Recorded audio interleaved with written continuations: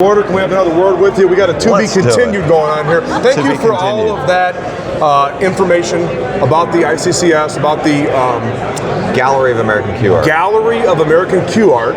We appreciate the history lesson, but now, what everybody's been waiting for, let's see some Qs. Well, I mean, this is some of the most stunning stuff ever made right here in a giant collection. I mean, just look at it. Look at the theme to this particular show was silver and white because of the room that we're in. Silver and white is the theme. And you guys have had a theme to every show? Yes. So this was silver and white, and this particular hotel, which is just stunning everywhere, it's beautiful. It is crazy. Is an Art Deco style to it. So I thought it was very fortunate that Art Deco and silver and white were the themes, because that characterizes my career pretty much. So yeah, it's beautiful. And then people just go really do some amazing work. So this is the Q that I submitted here. And you look close, there's a lot of silver in there, a lot of little glistening going on. This is a design that's called the Regal. Actually, I kind of pulled this out of the mothballs. I built this Q about 25 years ago maybe, but I'd never done it in black and white and silver. So could you pull that out for just a moment? And something I was speaking to another Q maker about, when you begin to work on a Q, so whether it be an order or whether you're prepping for a show, when your hands first touch the actual Q, how in-depth or how long is the process from start to finish for something like that? You know, that's the most common question I get asked, and honestly, I don't know the answer. Okay. Because there's so much prep work and so much preparing wood and turning down wood that you're not going to get to for another year. Okay. So the business of building Qs really is 10 minutes of work and wait 3 weeks. And then 10 more minutes of work and wait 3 weeks. So it's such a long process that it's hard to break it down an hour. Like, really, the best way to probably do it is what do you produce in a year, you know? As far as your silver work goes, because yours obviously stands out and it's always extremely unique, it's one of the things that's kind of a signature of your work. How did that all come about? Was it something that you'd seen that was either an inspiration, or did you just like the way silver looked in a Q, or how did that all start out? You know, I'm not exactly sure. I use a 10 thousandths jeweler's bezel wire, so it's a very fine line. What was that called again, Jerry? It's 10 thousandths thick. It's a jeweler's bezel wire is what it's called. So they're very fine lines. And, you know, it probably came mostly about because trying to find a combination of 3 different woods and colors is not easy. No. So the silver makes a great line defining between the different elements, whether it be a red, then the silver, and then the black. And that's called the Regal. Yeah, this is called the Regal.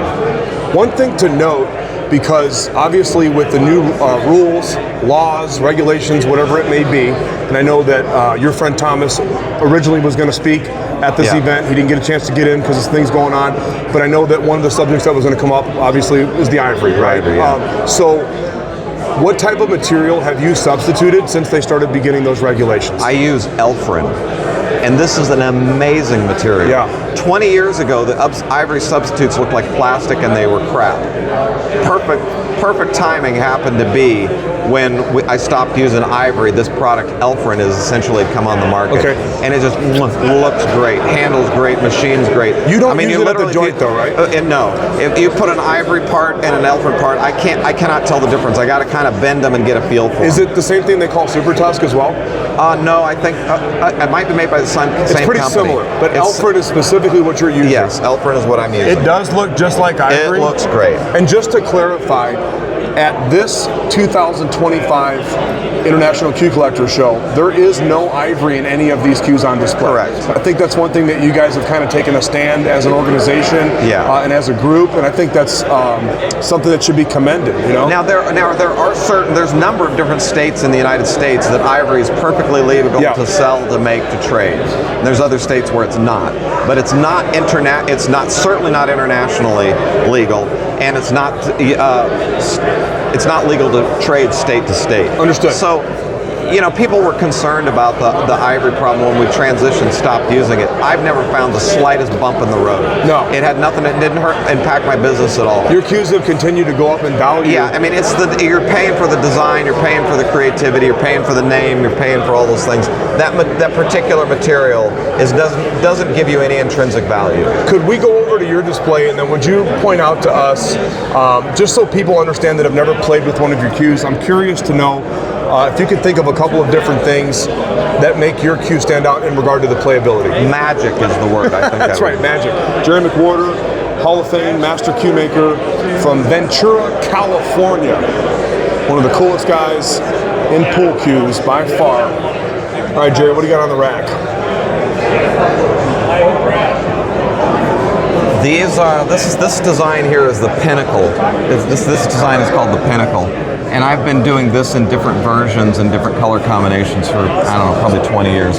I think 100 years from now, this cue will be recognized as probably the representation of my I spoke to work. a gentleman that owns one not even 2 weeks ago, and he made mention to me, he says, Jerry's very fond of that particular model. And Yeah. I wasn't aware of that. Yeah, the Pinnacle. What is it that you like best about it? Well, when I did it, it was just so unique in terms of being just out of the basket. It wasn't, you know, it wasn't points, it wasn't veneers.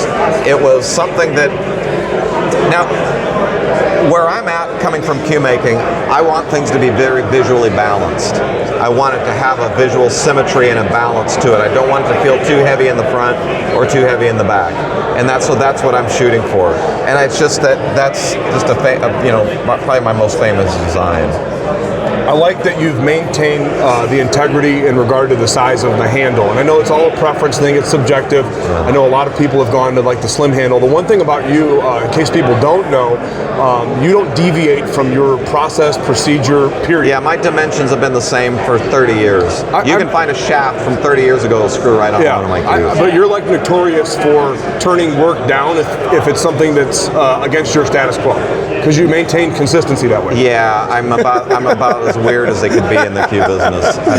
I really build what I want to build, and what I like, works. and what sounds like fun to me. This thing is really radical right here, man. The one. Which one? Yeah, that is this one. Yeah, I've never seen that design before. This is the Royale. The Royale. How appropriate to have all this silver in this particular show right here. Yeah. Well, this is, like I said, the silver theme has represented my career. I mean, that's what I do. Is everything that you've got here right now currently available? Yeah, these 5 cues are for sale. Okay. Yeah. Last, the one that you've got right here in the middle, and the one on the left. This is the Florentine. Now I've done, maybe some people have seen this design with different wood combinations, but the black and white, kind of emphasized more for this. So, again, the fine silver stuff. I want everybody to notice too, I heard you doing another interview, and we've spoke about this before, but you used the terminology, and I quote, that your cues are player friendly. And I was talking to another cue maker about that. When it comes to the ring work, if somebody owns one of the McWhorter cues and they buy another cue, everything is able to be interchangeable. Yeah. And I think that's really cool. And they're really simple too. The other thing that my shaft design is just like a simple silver rings.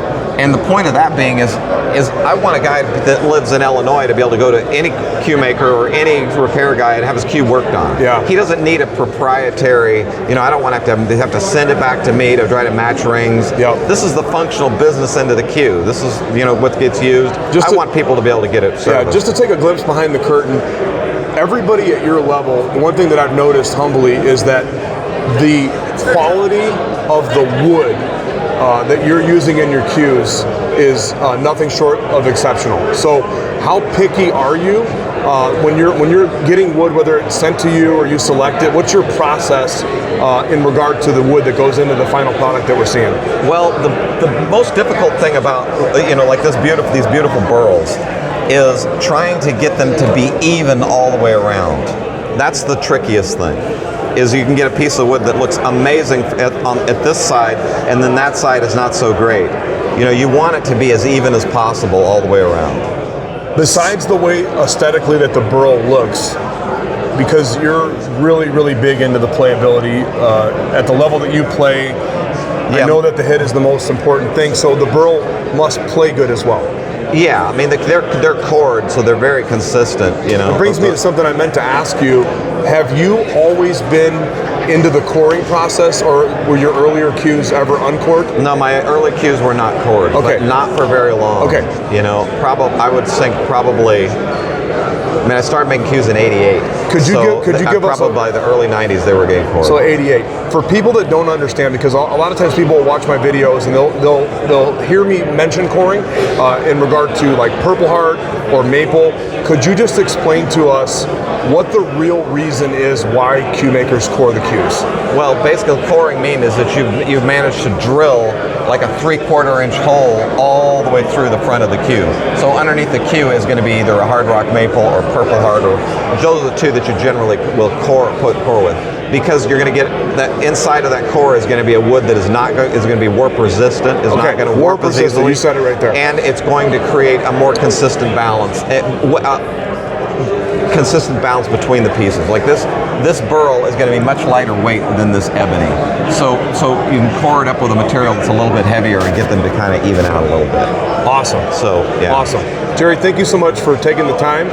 If somebody wanted to contact you during this show, or in the event that anything was available after the show, how would you like to be contacted? They should contact Crossroads Cues. Crossroad Cues, right? Yes, that's who they should. There you Seriously. go. Yep. Seriously. Okay. That's, you know, I'm pretty hard to get a hold of. I play music and so many other things going on. Play a little bit of pool too, right? Play music, pool, and make pool cues. If it's not one of those three things, I'm not interested.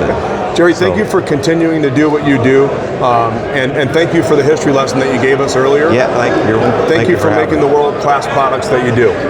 Jerry McWhorter, Hall of Fame Master Cue Maker from Southern California.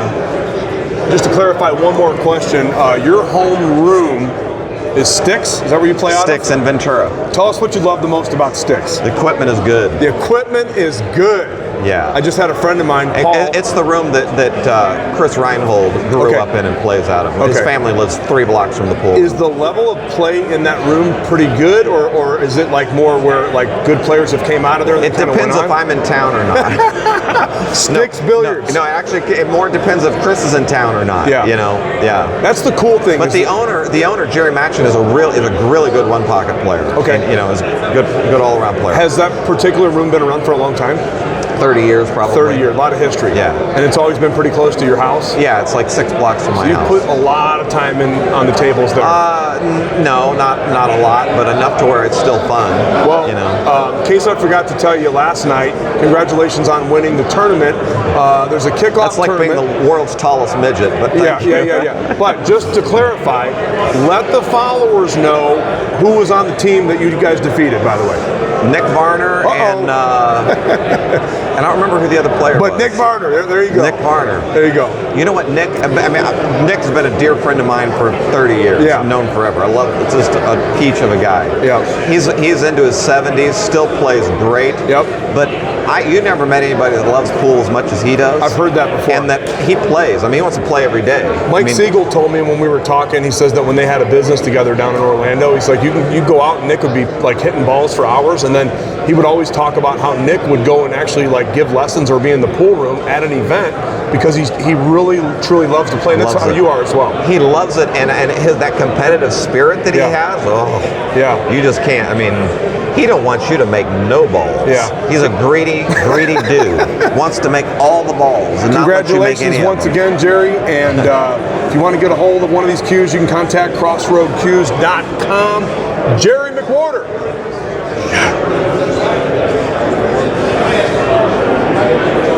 Greedy. That's all it is.